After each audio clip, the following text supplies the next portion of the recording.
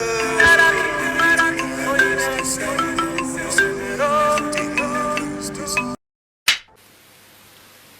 this Christianity that we talk about is serious business. There is a sermon that I want you to go and listen to this evening or tomorrow morning. It was a sermon that was delivered by Billy Graham in Chicago, the United States in 1971. Who is Jesus? He's one of the most powerful sermons that I've ever heard preached by man. Who is Jesus? Some say he was the Son of God, Billy Graham says. Some say that he was a god. Some say that he was a madman. Some say that he was a charlatan. But who is Jesus? Who is he? Who is he? That 2,000 years down the line, you are here congregating and praying in his name. Who is he? You never met him. He was a Jew who, according to the Bible, never traveled for more than 50 kilometers. He was in Nazareth, he was in Bethlehem, he was in Jericho, he was around Galilee. He did not have internet, he did not have Instagram, he did not have WhatsApp, no phone. But today you hear, you say that he has taken your life. Who is he? Why are we here dancing to him, dancing to his tune? Who was he? He only preached for 3 years. The 18 years between age 12 and 30, we do not know where he was. Who is he? Who is he?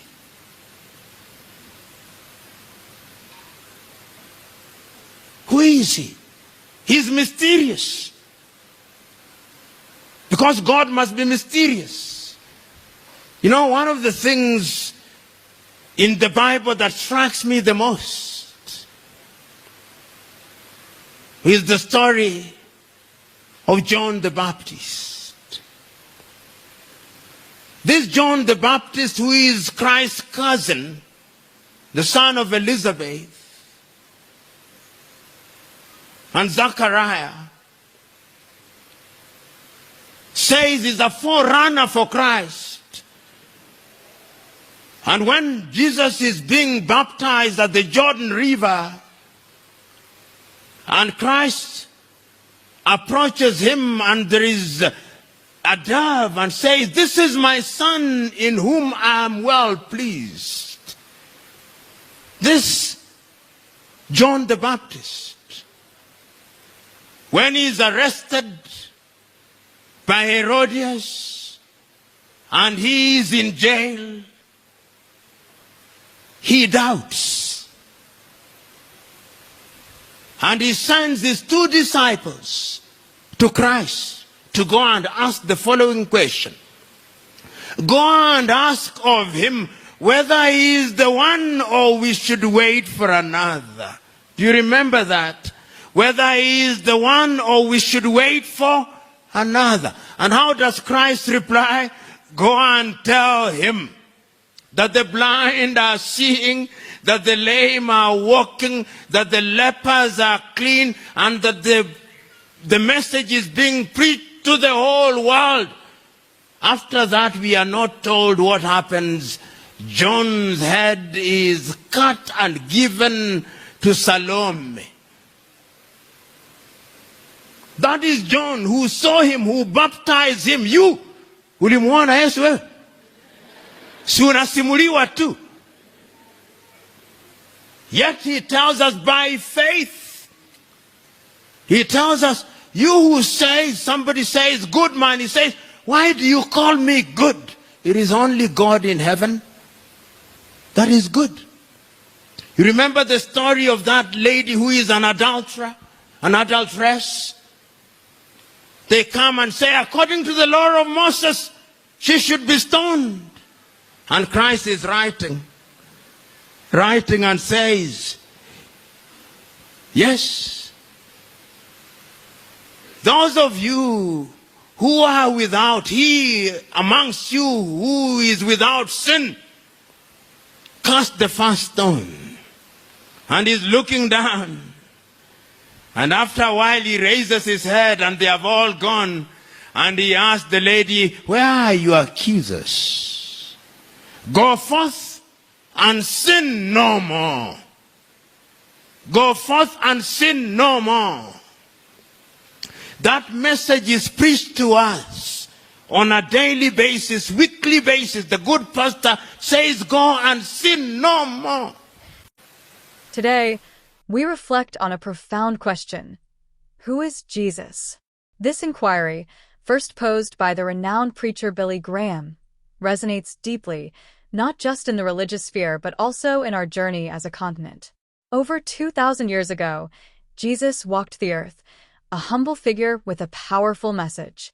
He preached for only 3 years, yet his teachings transformed lives across generations. Today, we gather in his name, seeking meaning and direction. But who is he? A carpenter? A teacher? A healer? In Africa, we often find ourselves asking similar questions about our leaders and our path forward. Who are we as a continent? Are we defined by our struggles or our potential? Like Jesus, we have a rich history, yet we often feel that we are still searching for our identity on the world stage.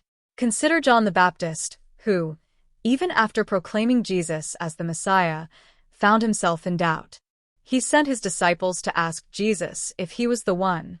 This moment of uncertainty speaks to us today. In the face of challenges, poverty, conflict, and inequality, many Africans wonder if we are waiting for another savior, another solution to our problems. But Christ's response to John was powerful. He performed miracles, bringing sight to the blind and healing the sick. This reminds us that, as Africans, we must recognize our own capacity for change. We are not powerless. We can heal our communities, uplift our youth, and foster innovation. Jesus taught forgiveness and love, urging us to go forth and sin no more. As we reflect on this message, we must ask ourselves, what does it mean for Africa? It means embracing our flaws, acknowledging our past, and forging a future built on unity and resilience. Our continent is rich in resources and talent. We have all the tools we need to thrive: education, creativity, and a deep sense of community. Just as Jesus invited those around him to rise above their circumstances, we too can rise above our challenges and work together for a brighter future. As we ponder who Jesus is, let us also define who we are as Africans. Let's commit to being agents of change, inspired by his message of hope.